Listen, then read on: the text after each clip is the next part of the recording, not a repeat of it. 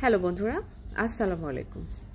নতুন একটি সংবাদ নিয়ে আপনাদের সামনে হাজির হয়ে গেছি। আমি শম্পা। কেমন আছেন সবাই? নিশ্চয়ই অনেক ভালো আছেন। ভালো একটি খবর হচ্ছে, বাংলাদেশে একটি নতুন নিয়ম, আইন বলতে পারেন, এই তো কিছুদিন আগেই প্রচলিত হয়েছে। সেটি কি? আগে স্বামী স্ত্রীর মধ্যে সামান্য ঝগড়াঝাটি হলেই মেয়েটি জানতো যে নারী এবং শিশু নির্যাতন নামক একটি মামলা করা যাবে, যৌতুকের মামলা করা যাবে, যে কোনো একটি মামলা করে পুরুষটাকে অনেক বেশি ফাঁসানো যাবে, হেনস্থা করা যাবে। খুব সহজেই থানাতে গেলেই মামলাটা পুলিশ নিয়ে নিত। কিন্তু নতুন যে আইনটি হয়েছে বা নতুন যে বিষয়টি এসেছে সেটি হচ্ছে, এখন থেকে কোনো নারী আর পুরুষের বিরুদ্ধে সরাসরি কোনো মামলা বা হেনস্থা করতে পারবে না। অবশ্যই তাকে প্রমাণ করতে হবে যে হ্যাঁ, ওই পুরুষটি আসলেই দোষী। মামলার ক্ষেত্রে কিন্তু আপনার শাস্তি তো পরের ব্যাপার, বা মামলা হয়ে তারপরে বিচারিক কাজ তো অনেক পরের ব্যাপার। মামলাটা করার ব্যাপারেই এই বিষয়টি কিন্তু বাংলাদেশে চালু হয়েছে।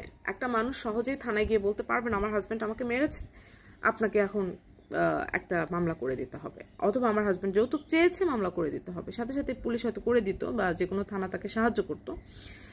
অবশ্যই নারী এবং শিশু বিষয়ক যে মামলা আইনটি রয়েছে, সেই আইনের ভিত্তিতে কিন্তু নারীটা এই সুযোগটা পেত। ডেফিনেটলি ওই আইনটা আছে এবং কার্যকরীও হবে, তবে সেটা লিগেল হতে হবে, কার্যকরভাবে হতে হবে, এবং ওই পুরুষটি সত্যিকার অর্থে অপরাধী প্রমাণিত হতে হবে।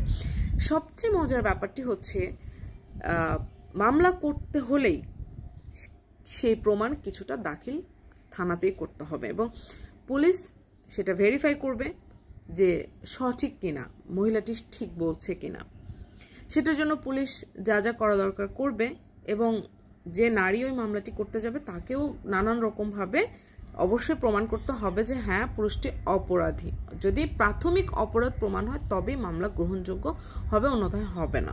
প্রথমে পুলিশ যাবে, তাদের দুজনের সাথে কথা বলবে, তাদের দুজনের মধ্যে প্রবলেমটা শুনবে এবং যাচাই বাছাই হবে যে আদৌ দোষী কি না। এটা আমার কাছে খুব ভালো লেগেছে যে দুপক্ষের কথা শোনা হবে। আগে তো এক পক্ষ এসে কথা বলতো, মামলা টুকে দিত, আর এখন কি হবে, দুপক্ষের মধ্যে সমঝোতার জন্য পুলিশ নিজে থানা থেকে নিজে চেষ্টা করবে, তারপর একটি মামলা গ্রহণযোগ্য হবে। এই ইনফরমেশনটা নতুন, তবে অনেকেই জানে না।